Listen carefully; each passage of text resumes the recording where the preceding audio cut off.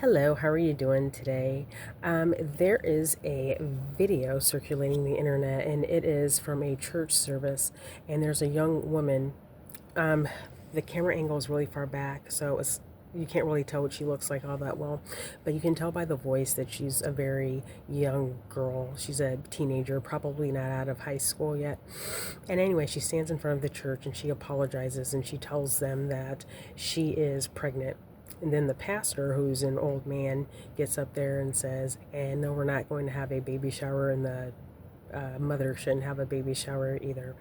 So, yeah, the church gets to approve whatever activities happen in their building, so that's fine. I don't have a problem with that stance. However, I do think it could have been done privately.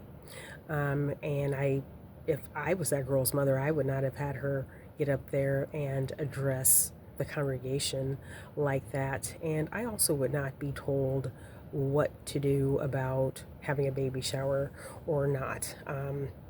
So, yeah, there's that. In my own home, I think that's my own business, so I don't quite agree with that. But let's see, this has always kind of been my take on teen pregnancy.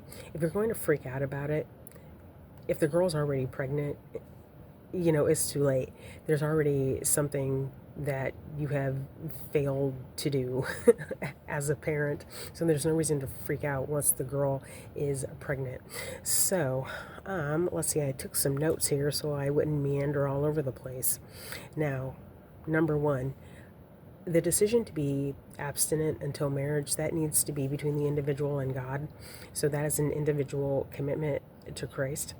That's kind of my issue that I had with like purity culture, is that those girls would sign contracts with their dad about abstaining from sex until marriage. And to me, that's just a little bit creepy and weird. Like, I personally just am not familiar. I'm comfortable with that.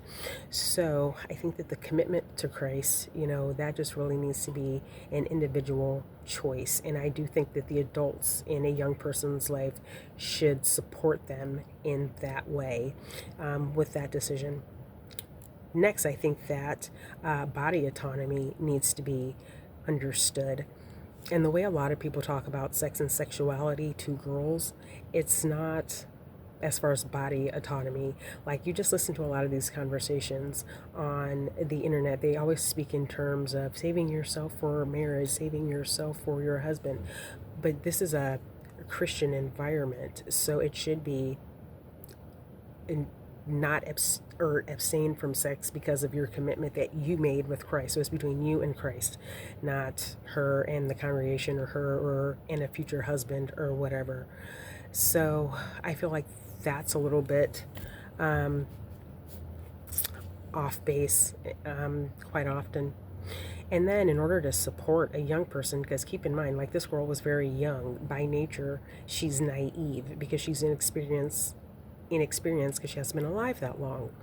So talk to her about boundaries, like realistic boundaries.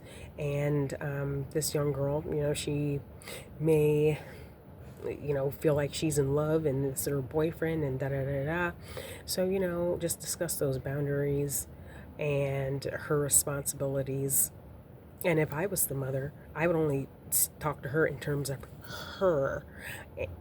Because it's like, okay, this is what you are going to be responsible for, because it's highly unlikely that this is all going to work out. So, yeah, talk about boundaries, bodily autonomy, like, this is your body. You do not owe it to anyone else.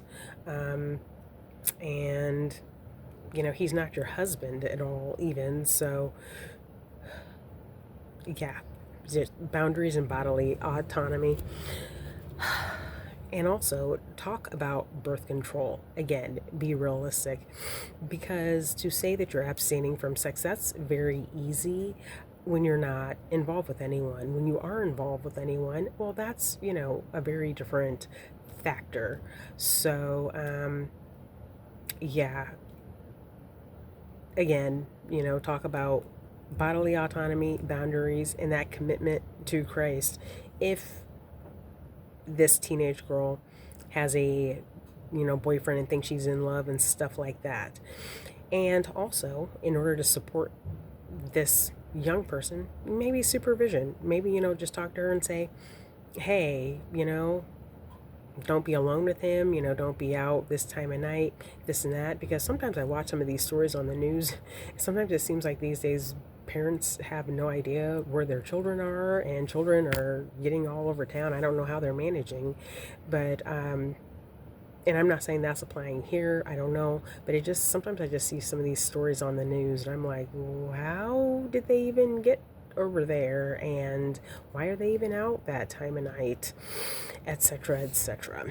So yeah, so if a young person makes that commitment to Christ, I think that the older people need to, really support them in that, in a respectful, realistic way.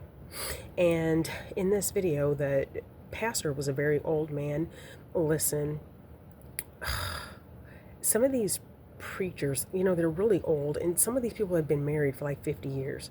There's no real way that I feel like they can relate to a teenager in 2025 as far as their dating life and stuff like that. So I don't know. I mean, on one hand, I do feel like pastors can give some good advice sometimes. Like, I have heard good, solid, dating advice from pastors, but sometimes they're totally out of touch. And again, I said this girl, she seems to be very young based on the voice. But here's another factor. Even if she was older, let's say if she was like 25, when you look at the church and you just see like the backs of heads, I bet a lot of them are older, much older people. So what do you say then? Like, what do you tell people then? Especially a young woman. Because there's probably not an actual, or there's probably not very many, actually like suitable marriage age men for like a young woman. There's not a lot of that in church. So people need to treat women like human beings and consider their humanity. I feel like that doesn't happen often, particularly when we're talking about Black women, even in the Black community. In fact, I think sometimes the Black community is even worse.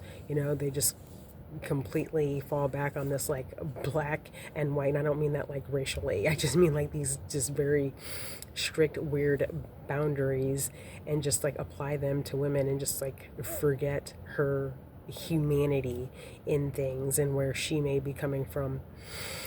So anyway, that's all I had to say about that. I hope it makes sense. I hope that I covered what I wanted to cover. Hope I'm not repeating myself, but one thing that I will say to young women is, if you're dating, maybe even if you're not, carry condoms in your purse. Carry condoms in your purse. I mean, you can get them from anywhere, just like any drugstore or whatever. You can get like a pack of like 3 for like $7 or something like that. Just carry them in your purse and practice saying no. Practice saying no, I don't want to do that. Practice saying no, I don't want to go to your house. Practice saying, well, yeah, okay, but you must wear a condom.